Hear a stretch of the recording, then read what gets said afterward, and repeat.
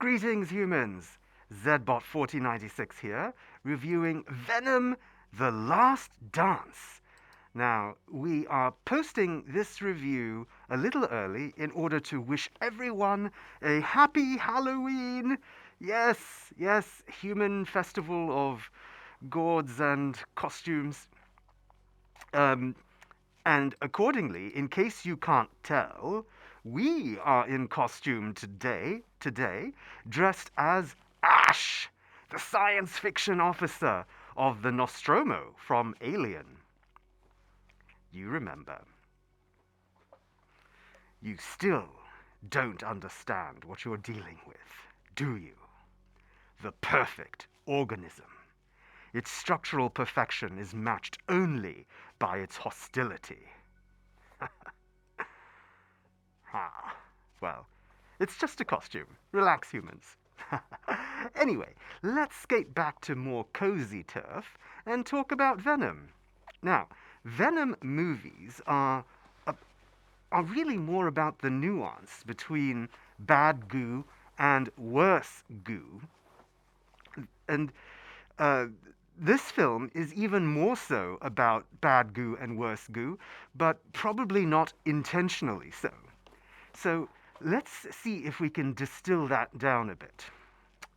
Let's see, I'm still trying to get back into our normal setup. Now, first, as one might expect, we love the whole Venom thing. The premise sets up an alien symbiote and a human host. But unlike the roughly similar setup in the Alien series, in the Venom series, this symbiosis becomes a thriving partnership, where the two become greater than the sum of their parts. Both characters are rough around the edges, but fit well together, meeting each other's needs and becoming real friends.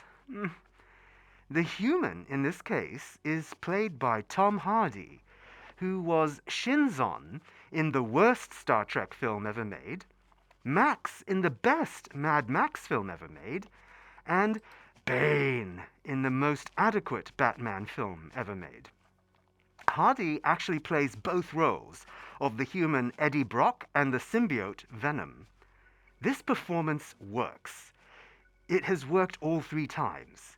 It works because Hardy is talented and charismatic, yes, but it also works because Venom is a well-crafted comic book character developed by David Michelini in the Spider-Man universe. And also well adapted to the silver screen in all three movies, all by screenwriter Kelly Marcel.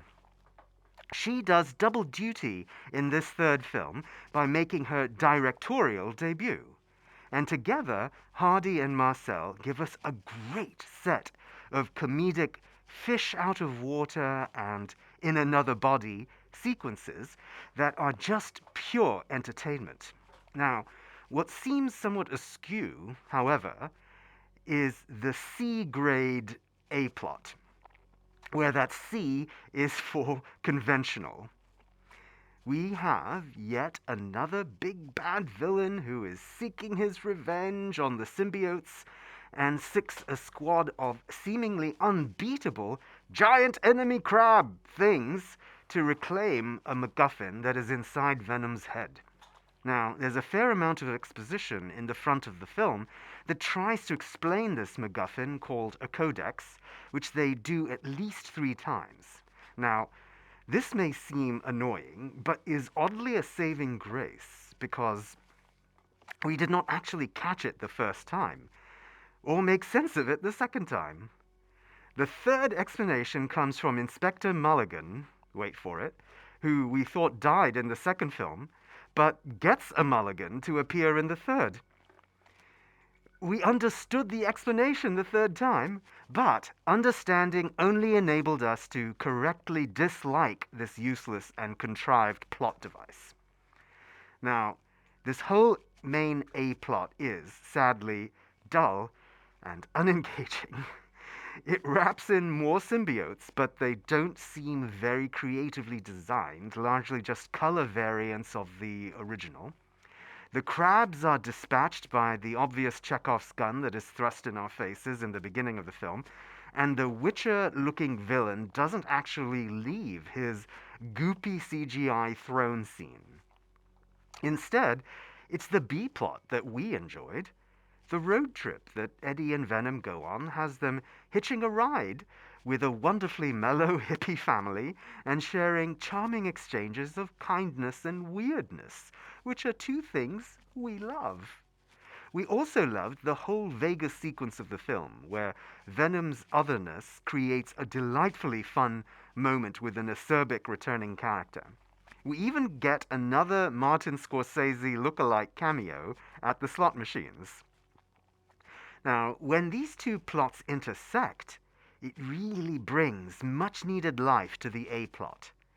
The odd couple road trip ties in with a sequence that is both memorable and, unexpectedly meaningful.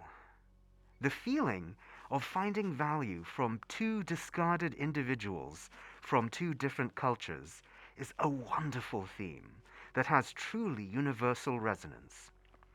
It's unfortunately buried at the altar of presenting a cookie cutter comic book movie plot. And so, for its goofily hilarious and unexpectedly poignant relationship between Eddie and Venom, obscured by the boring plot filler, we render Venom the Last Dance our mixed rating. And so concludes this human version of our review. If you have feedback on it, please write in your own comments so that we can upload the galactic version to Zogplex. You can expect more discussions and reviews of theatrical movies, streaming shows, and 4K home video releases as we continue to engage with your human rectangular content. Let's see if we can line that up right there. Oh, sort of rectangular content. So please watch, like, subscribe, and comment so that we can continue to have the human voice reflected in the cosmos. Until next time, farewell, humans.